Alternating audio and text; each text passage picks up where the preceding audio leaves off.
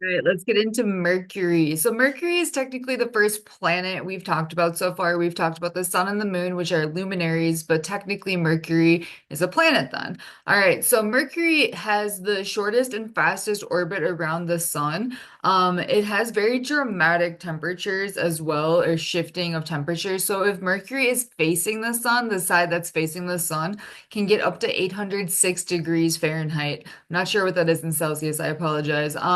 And keeping in mind that Mercury is very, very close to the sun, so its temperature ranges are going to be more dramatic than Earth because of its proximity to the sun. But if the surface of Mercury is facing away from the sun, it can have even like ice on it. So, meaning that there is water on Mercury if there's ice on Mercury, which is very, very interesting, right? So a lot of the times we don't really think about water being on these other planets, but they are.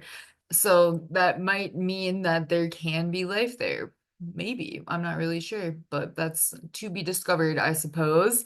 Or TBD, to be discovered. Funny. Okay. Anyway, so it's interesting if we want to like think about how the characteristics of the planets and how that may impact our astrological interpretations then. So if we know, which we'll get into on the next slide, but like Mercury's mindset of the mind mentality. So if, if something is one day really, really hot and then the next day or, 12 hours from then or however long it takes for for Mercury to, face the sun and not, like somebody could go from like really hot to really cold. So how does that play out in their mentality or the way that they see things or their perception? Because thoughts are perception as well. So there's a lot that we can potentially take away from the physical attributes of these planets too. All right, so the Mercury is slightly larger than the Earth's moon in size, which is kind of crazy to think about that it's not like that much bigger. So the moon that you see at night, like Mercury is just a little bit bigger than that, which is pretty crazy. So barely any atmosphere to Mercury. I'm not quite sure if it used to have one or not, or if it will in the future, but here we are today.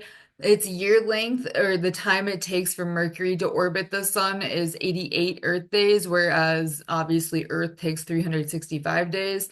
And then Mercury retrogrades every 13 to 14 weeks. So that's very interesting. So within a year's time, there is generally like three, maybe four Mercury retrogrades. So let's watch Mercury. I want you guys to visualize what this retrograde path looks like because it's very, very interesting. All right, so today is January 1st, 2025. Happy New Year, everyone. All right, we're going to just watch Mercury actually just came out of retrograde not too long ago. So let's just watch it. Watch Mercury. Beep, beep, beep. Okay. So we see it here. It'll go on its little loop-de-loop and then back direct. So when we say Mercury shadow period, that's like that period where it's not really doing much, it's getting ready to go to retrograde. Here we see it retrograde and going back direct. So very interesting. You can see how, the different planets move during this time. Again, the only thing that's technically on this red line is the sun, and the other planets just sort of move around that ecliptic path, but doesn't necessarily always mean that it will be quite on that path. But hopefully that gives you a better idea of what a Mercury retrograde actually is and what it looks like. All right, so Mercury, when we get to astrology, then how do we interpret for this energy?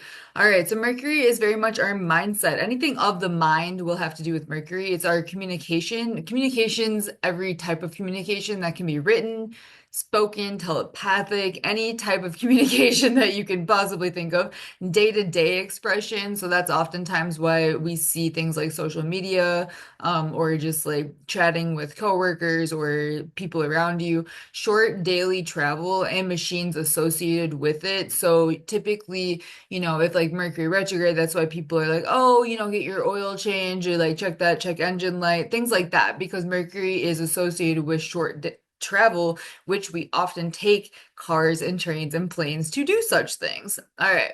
I guess long-term travel, we do that too, but you know what I'm saying. So, Mercury also has to do with thought patterns, our mental energy, our curiosity, or so like if you have Mercury somewhere in your natal chart, you'll want to look at which sign it's in, but also which house it's in. So, where it's in your natal chart can give you ideas into, hey, you might be naturally inclined to learn about these things, or you may find natural curiosities about these specific topics because it's in the ninth house or because it's in the fourth house, those type of things.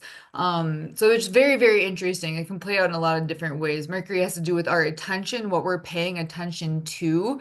Our body language and nonverbal communication goes into Mercury energy and territory as well. Our social friendships and relationships, especially with our siblings, can fall under the rule of Mercury. Neighbors or people you like deal with on a very daily basis, like daily social environment. Okay. So that's why I was saying like coworkers or people, neighbors you might see in passing on a daily basis. Mercury has to do with learning. It can actually have to do with learning ability as well.